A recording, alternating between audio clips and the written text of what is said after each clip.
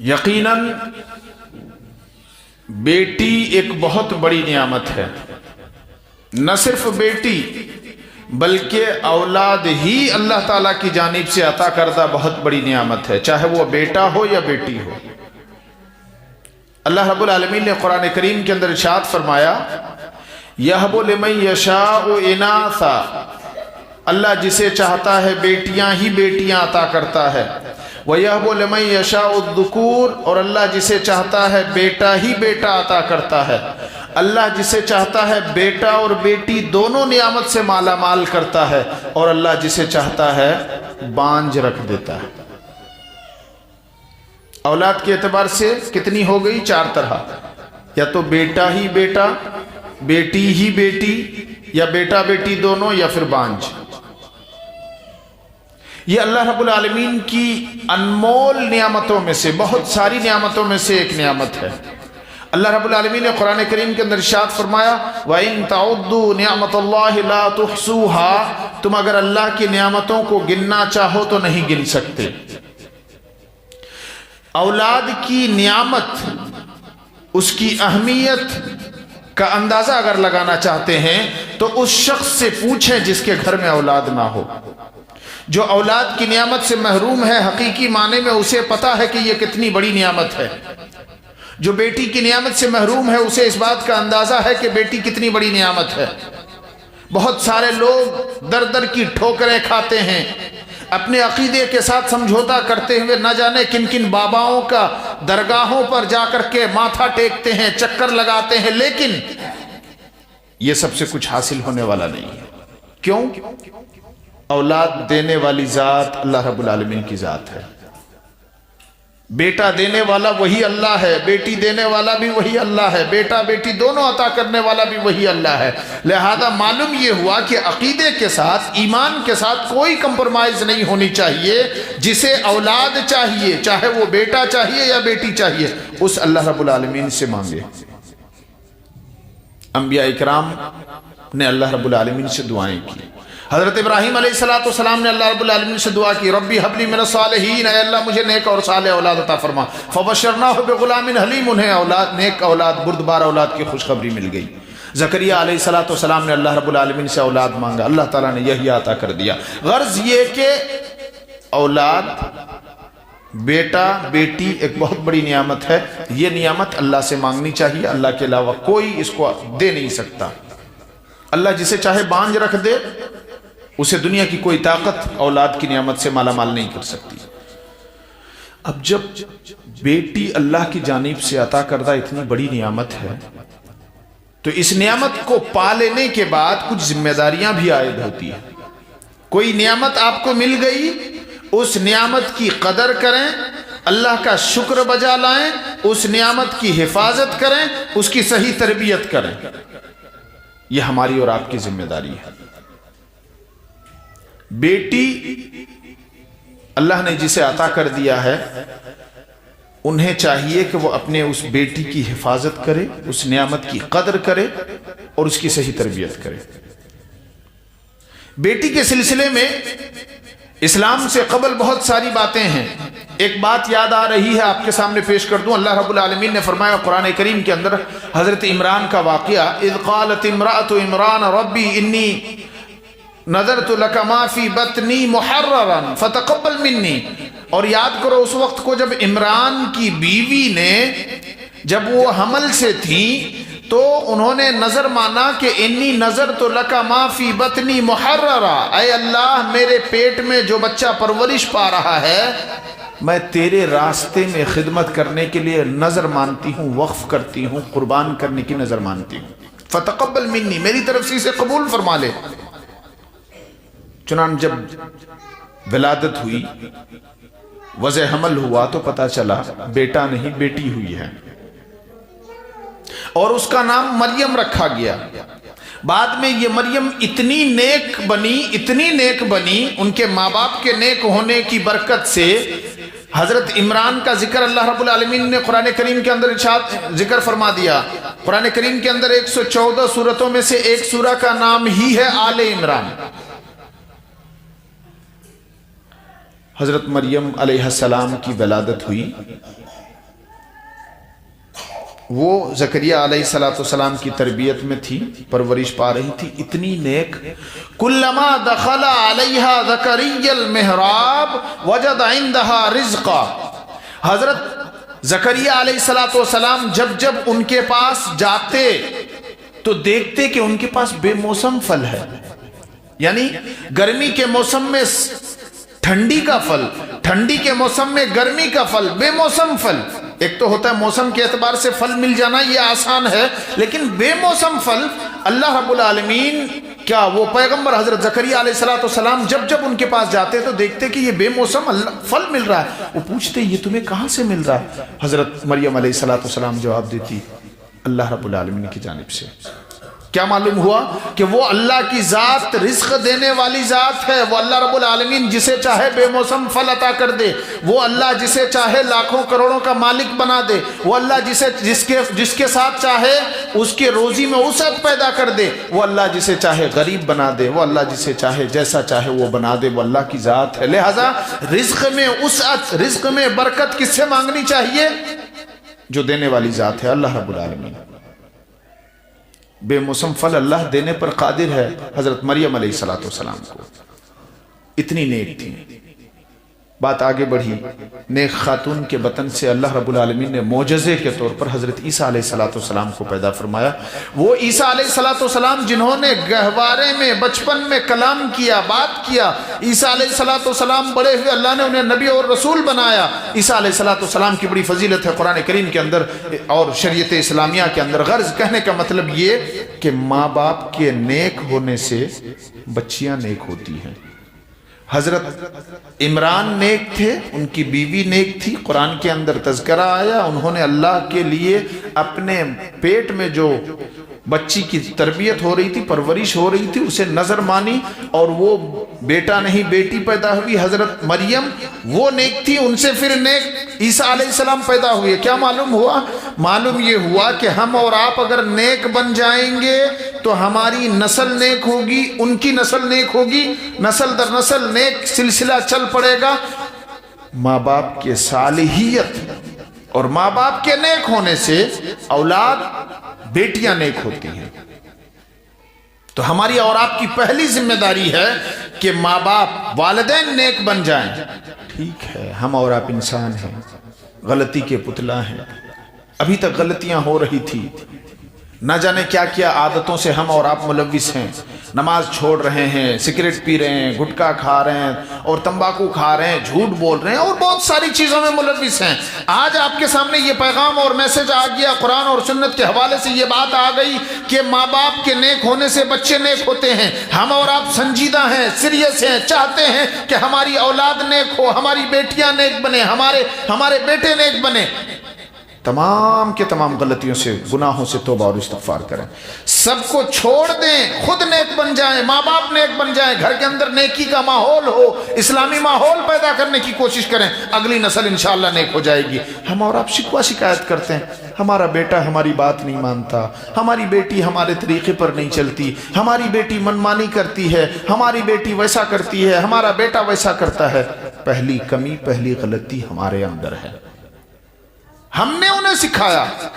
نبی کریم صلی اللہ علیہ وسلم نے ارشاد فرمایا، صحیح حدیث ہے، ما من مولود الا یولد علی الفطرہ فابواہ یہودانہ او ینصرانہ او یمجسانہ. تمام کے تمام بچے فطرت اسلام میں پیدا ہوتے ہیں، نیک ہونے کی حالت میں پیدا ہوتے ہیں، وہ معصوم ہوتے ہیں. فابواہ یہودانہ، اس کے ماں باپ یا تو اسے یہودی بنا دیتے ہیں یا نصرانی بنا دیتے ہیں یا مجوسی بنا دیتے ہیں یا جھوٹا بنا دیتے ہیں یا مکار بنا دیتے ہیں یا فریبی بنا دیتے ہیں. جو کچھ بھی بعد میں چل کر بچہ بنتا ہے اس کے ماں باپ بناتے ہیں. ماں باپ ذمہ دار ہے. کیا مولانا آپ کیا بول رہے ہیں؟ ماں باپ کیسے بنائے گا؟ ماں باپ رول ماڈل ہوتے ہیں اپنے بچوں کے لیے. ماں باپ اگر نمازی ہوں، یقین مانیں کہ آپ کے بغل میں آپ کا معصوم بچہ سجدہ کرنے کی کوشش کرے گا، سجدہ نہیں کر پائے گا، وہ لیٹ جائے گا. ماں اگر نیک ہو، لوٹا لے کر کے وضو بنا رہی ہے، اس کی بیٹی بھی لوٹا لے کر کے وضو بنانے کی کوشش کرے گی. ماں مصلی بچھاتی ہے گھر میں نماز پڑھنے کے لیے، معصوم بچی دیکھ رہی ہے کہ میری ماں کچھ حرکت کر رہی ہے، اس کو دیکھ دیکھ کر کے نخل اتارنے کی کوشش کرتی ہے. ماں باپ نیک ہو جائیں، بچے نیک ہو جائیں گے. माँ बाप झूठ बोलेंगे, बच्चे झूठ बोलेंगे। माँ बाप सिगरेट पिएंगे, बच्चे सिगरेट पिएंगे। गर्ज ये है कि हमने आपने अपने बच्चों को बिगाड़ा है। हमारी आपकी रिस्पॉन्सिबिलिटी है कि हम अपने आप को बेहतर कर लें, यकीनन हमारे बच्चे भी अच्छे हो जाएंगे। अला कुल्लुकुम राइन व कुल्लुकुम मसूलुन अन रइयतिही, खबरदार कल क़यामत के दिन हर एक जिम्मेदार से उसकी जिम्मेदारी के बारे में पूछा जाएगा, उसके मातहत के लोगों के बारे में पूछा जाएगा कि तुम्हारे बच्चे तुम्हारे ज़ेर साया तरबियत पा रहे थे, तुमने उन्हें कैसी तरबियत दी, उन्हें क्या तालीम दी, उन्हें कैसे सिखाया। और जो माँ बाप नेक होंगे उनके बच्चे भी नेक होंगे। ये बात लिख लीजिए, जहन में नोट कर लीजिए। आइए बात को आगे बढ़ाते हैं। पहला पॉइंट, माँ बाप नेक होंगे तो बच्चे नेक बनेंगे। बच्चों को नेक कैसे बनाएं? पहला पॉइंट ये है कि माँ बाप अपने आप को सही रास्ते पर रखें, गलत रास्ते से बचा लें, तौबा और इस्तिग़फ़ार कर लें, इस्लामी तरीके पर आ जाएं, 5 वक्त नमाज की पाबंदी करें, झूठ छोड़ दें, हक हलाल की तमीज़ करें, और सारी चीज़ें आप रोल मॉडल हैं, पहली चीज़। दूसरी बात ये कि बेटी पैदाइश के बाद 7वें दिन अच्छा सा नाम रखा जाए, अकीका किया जाए। बेटी है तो 1 बकरा या बकरी, बेटा है तो 2 बकरा या बकरी।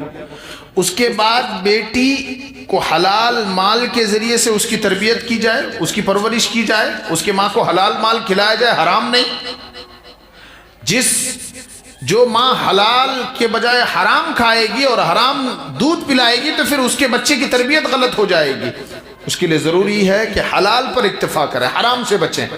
बच्ची थोड़ी सी बड़ी हो रही है, उसे बच्चियों वाला लिबास पहनाएं। बेटी है, बेटियों वाला लिबास पहनाएं। आज हमारे समाज और मुआशरे के अंदर क्या होता है, बेटी 4 साल 5 साल 6 साल की हो रही है, उसे जीन्स पहना रहे हैं, स्कर्ट पहना रहे हैं, टी शर्ट पहना रहे हैं, बेटी को बेटों का लिबास पहना रहे हैं। नतीजा ये हो रहा है कि बचपन से लड़कों का लिबास पहनने की उसे आदत बन रही है, उसके अंदर से हया शर्म खत्म होती चली जा रही है। हया की बुनियाद पर उसकी तरबियत नहीं हुई। जिम्मेदार माँ बाप। बेटी है, बेटी का लिबास पहना है, बेटा है, बेटे का लिबास पहना है। बच्ची थोड़ी सी और बड़ी हो रही है, उसे कलमा तौहीद ला इलाहा इल्लल्लाह बताएं, अरकान ईमान सिखाएं, अरकान इस्लाम सिखाएं। थोड़ी सी और बड़ी हो रही है, 10-12 साल को पहुंच रही है, उसे पर्दा की अहमियत बताएं, उसे ये बताएं कि आपको अब पर्दा करने की जरूरत है। इससे पहले आप बच्चों के साथ खेल रही थी, इससे पहले आप खालाजाद भाई के साथ, मामाजाद भाई के साथ, चचाजाद भाई के साथ, फूफीजाद भाई के साथ खेल रही थी। अब उसे ब्रेक लगाने की जरूरत है कि नहीं, वो तुम्हारे लिए मुहरिम है, उनसे तुम्हारा खेलना, उनके साथ उठना, उनके साथ बैठना, उनके साथ हंसी ठट्ठा करना तुम्हारे लिए नाजायज है। वो अगर हमारे घर आए तो उनके साथ पर्दे का एहतमाम करो। अब बच्ची को पर्दा की तलकीन करने की जरूरत है। ये जिम्मेदारी माँ की बनती है। घर में बहन का बेटा आया है, वो हर जगह नहीं आ सकता, मेहमान रूम में रहेगा। बेटी सेपरेट रहेगी, अपने कपड़े और दुपट्टे का ख्याल करेगी। अब वो 10-12 साल की हो चुकी है, उनके साथ घुल मिल के नहीं खेल सकती।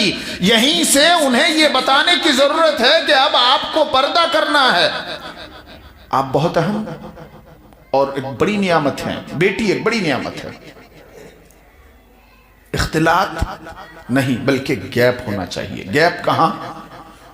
पढ़ने जा रही है, तालीम हासिल करने जा रही है, वहां भी लड़कों से फासला होना चाहिए। घर के अंदर भी चचा के बेटों से फासला होना चाहिए, फूफी के बेटों से फासला होना चाहिए, मामू के बेटों से फासला होना चाहिए, मौसी के बेटों के साथ फासला होना चाहिए। जलसा सुनने जा रही है, वहां भी फासला होना चाहिए। जुमा की नमाज अदा करने आ रही है, वहां भी फासला होना चाहिए। अब जब बेटी बड़ी हो रही है तो शरीयत इस्लामिया ने यह तालीम दी है कि इख्तिलात नहीं, मिलजुल करके नहीं रह सकती है, उसको गैप रखने की जरूरत है, डिस्टेंस रखने की जरूरत है, फासला मेंटेन करने की जरूरत है। और माँ रोल मॉडल होती है। माँ फासला मेंटेन करेगी तो बेटी सीखेगी, और अगर माँ फासला मेंटेन नहीं करती है तो बेटी वही सीखेगी जो अपने माँ को देखती है। पता चला कि एक माँ فاصلہ مینٹین نہیں کر رہی ہے اور اپنی بیٹی کو نصیحت کر رہی ہے تو یہ نصیحت بیکار ہے، کارگر ثابت نہیں ہوگی۔ تھوڑا سا اور آگے بڑھیے، ایک اور پوائنٹ، ہمارے سماج اور معاشرے کے اندر بیٹیاں جو بگڑتی ہے، بیٹے جو بگڑتے ہیں، ان کے کئی ایک اسباب میں سے، کئی ایک وجوہات میں سے ایک سبب ہے موبائل کا غلط استعمال۔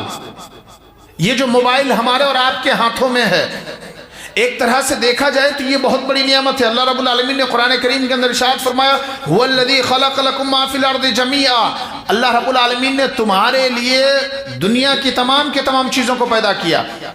سب سے پہلے حقدار مستحق ہم لوگ ہیں، اللہ والے ہیں، ماننے والے ہیں۔ موبائل ہم استعمال کریں گے، اللہ نے ہمارے لیے پیدا کیا۔ اے سی ہم استعمال کریں گے، کار ہم استعمال کریں گے، اللہ والے، اللہ نے دنیا ہمارے لیے پیدا کیا ہے ہمارے استعمال کے لیے۔ اس کو حاصل کرنے کے لیے حق حلال کی تمیز نہیں چھوڑنا، بلکہ اللہ نے جائز طریقہ رکھا ہے، جائز طریقے سے حاصل کر کے وہ آپ اس کا صحیح استعمال کریں۔ ہر چیز کا ڈبل استعمال ہے، ایک صحیح استعمال، ایک غلط استعمال۔ موبائل آپ کے ہاتھ میں ہے، اس کا صحیح استعمال یہ ہے کہ میلوں، لاکھوں، ہزاروں کلومیٹر دور کوئی بیٹھا ہے تو آپ اس کے ساتھ کمیونیکیشن کر سکتے ہیں، بات کر سکتے ہیں فون کے ذریعے سے، صحیح بات کر سکتے ہیں۔ آپ اپنی زبان سے چاہیں تو کسی کو گالی گلوچ بھی کر سکتے ہیں۔ دیکھیں، جب تک موبائل نہیں تھا تو گالی گلوچ دینے کے لیے، اسے سنانے کے لیے دور جانا پڑتا تھا، اس کے قریب جانا پڑتا تھا۔ لیکن اس کا غلط استعمال یہ ہے کہ آپ موبائل اٹھائے کسی کو گالی دینے لگے، گناہ آپ کو لکھا جائے گا، یہ غلط استعمال۔ صحیح استعمال یہ کہ آپ نے موبائل اٹھایا، خیر خیریت حال چال معلوم کر رہے ہیں، آپ بات کر سکتے ہیں، ضرورت کی چیزیں، کاروبار کی چیزیں، یہ صحیح استعمال۔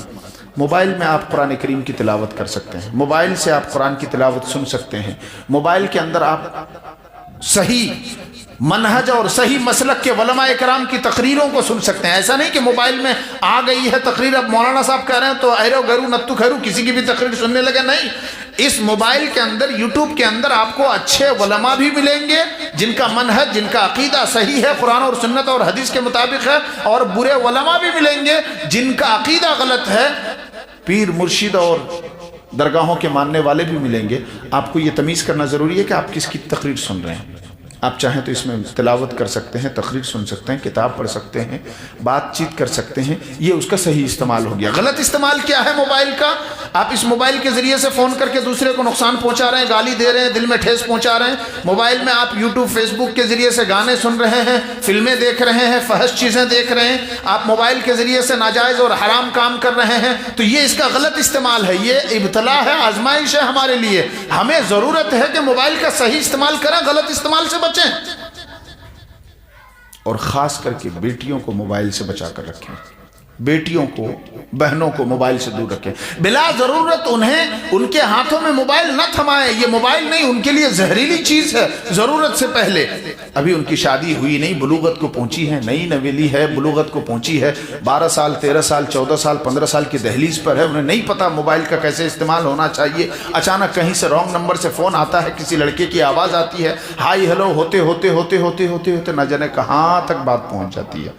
وہ کمرے کے اندر ہی ہے، چار دیواری کے اندر، ہمارے اور آپ کے نظروں کے سامنے ہی ہے۔ ہم کو لگتا ہے کہ ہماری بیٹی کہیں جاتی نہیں ہے، لیکن ہم نے جو یہ بلا اور موبائل پکڑا دیا ہے تو روم کے اندر کمرہ بند کر کے وہ جو چیٹنگ کر رہی ہے، میسج کر رہی ہے، فون میں باتیں کر رہی ہے، ہم لوگ تو یہ سمجھتے ہیں ہماری بیٹی بڑی اچھی، باقی اس کی بیٹی خراب ہوگی، ہماری بیٹی اچھی، سب کو یہی لگتا ہے۔ اور نتیجہ یہ ہوتا ہے کہ ایک وقت آتا ہے، اللہ نہ کرے، ایسے کیسز ہو چکے ہیں کہ وہ راہ فرار اختیار کر جاتی ہے، بھاگ نکلتی ہے۔ بہتوں کے کیسز اور واقعات تو ایسے پڑھنے اور سننے کو ملے ہیں کہ غیر مسلم کے ساتھ راہ فرار اختیار کر جاتی ہے، لو میرج کر لیتی ہے کورٹ میں جا کر کے، اپنے ایمان سے ہاتھ دھو بیٹھتی ہے، ماں باپ کو قربان کر جاتی ہے، اسلام کو چھوڑ دیتی ہے پسے پشت، اور کسی دوسرے کا دھرم ایکسپٹ کر لیتی ہے۔ یہ جو بہن بیٹیاں کی ہیں، وہ کس کی بہن بیٹی ہے؟ ہماری بہن بیٹی ہے نا، ہم ہی میں سے کسی کی بیٹی رہی ہوگی، جن کے واقعات آئے دن ہم اور آپ سنتے ہیں کہ غیر مسلم کے ساتھ نکل گئی، کسی دوسرے دھرم کے ماننے والوں کے ساتھ نکل گئی۔ ہم یہ نہیں کہہ رہے ہیں کہ اپنے دھرم کے ماننے والوں کے ساتھ نکل سکتی ہے، نہیں، یہ ناجائز ہے، حرام ہے۔ نکاح کا ایک طریقہ اسلام نے دیا ہے، اس طریقے سے نکاح کے پروسیس کو کیا جائے گا، ولی کی اجازت ہوگی، طرفین کی رضامندی ہوگی، اس میں مہر ہوگا، اور اسی طریقے سے 2 گواہ ہوں گے، قاضی صاحب سنت کے مطابق نکاح پڑھائیں گے، تب جا کر کے یہ پروسیس انجام کو پہنچتا ہے۔ ہماری اور آپ کی ذمہ داری ہے کہ بلا ضرورت اپنی بیٹیوں کے ہاتھوں میں موبائل نہ تھمائیں۔ اگر کسی کو اشد ضرورت ہو، اگر ہماری کسی بہن کو سخت ضرورت ہو موبائل کی، تو اسے چھوٹا موبائل سادہ سیمپل والا دے دیں، تاکہ فون کے ذریعے سے بات چیت ہو سکے، پوچھ سکیں کہاں ہے بیٹی، وہ بتا سکے کہ یہاں ہیں ابا، یہاں ہیں امی۔ اور خاص طور پر ایک اور پیغام میں آپ کو دینا چاہوں گا، ہماری بہنوں کو بھی دینا چاہوں گا چونکہ یہاں موجود ہیں، کہ مغرب کا وقت ہوتے ہی آپ اپنے بیٹوں اور بیٹیوں کی خبر لیں کہ کہاں رہی ہے، ابھی تک گھر نہیں پہنچی ہے۔ مغرب سے پہلے اسے گھر پہنچائیں، کیونکہ سورج کے ڈوبتے ہی، اندھیرا ہوتے ہی شیطان کا کام آسان ہو جاتا ہے، برائی کا کام آسان ہو جاتا ہے۔ لہٰذا ایک ماں باپ کی ذمہ داری ہے کہ وہ اپنے بیٹوں اور بیٹیوں کی خبر لے، مغرب سے پہلے اپنے گھر کے اندر لے لے۔ مرغی نہیں آتی ہے مغرب تک گھر کے اندر تو ہم اور آپ پریشان ہو جاتے ہیں، آج مرغی آئی نہیں۔ بکری اگر نہ آئے تو پریشان ہو جاتے ہیں کہ بکری گھر کیوں نہیں پہنچی ہے، پتہ نہیں کہاں ہے، ٹارچ لے کر کے تلاش کرنے کے لیے نکل پڑتے ہیں۔ کیا مرغی اور بکری سے بھی کم اہمیت ہے ہماری بیٹی کی؟ یقیناً نہیں، اس سے زیادہ اہمیت ہے۔ اس لیے ضرورت اس بات کی کہ اپنی بیٹیوں کے اوپر نگاہ رکھیں، اپنی بیٹیوں کے اوپر نگرانی کریں، بیٹیوں کی حفاظت کریں، قدر کریں، ان کی صحیح تربیت کریں، بلا ضرورت ان کے ہاتھوں میں موبائل نہ تھمائیں۔ ایک بات اور میں کہنا چاہوں گا ہماری بہنوں سے خاص طور پر، آپ بلا ضرورت موبائل کا استعمال نہ کریں۔ آج ہماری بہنیں، ہماری بہوئیں، ہماری مائیں کیا کرتی ہیں؟ ایک ہاتھ میں موبائل چلاتی ہے اور بچے کو دودھ پلا رہی ہے، موبائل میں یوٹیوب دیکھتی ہے، بیٹی کو دودھ پلا رہی ہے، دن رات موبائل میں لگی رہتی ہے، سیریل دیکھتی ہے، نہ جانے کیا کیا چیزیں کرتی ہے۔ نتیجہ یہ ہوتا ہے کہ ہماری اگلی نسل، بیٹا بیٹی موبائل کے عادی بن جاتے ہیں۔ ایسی عادت لگ جاتی ہے کہ چھڑانا چاہے تو مشکل ہو جاتا ہے، بچے رونے لگتے ہیں۔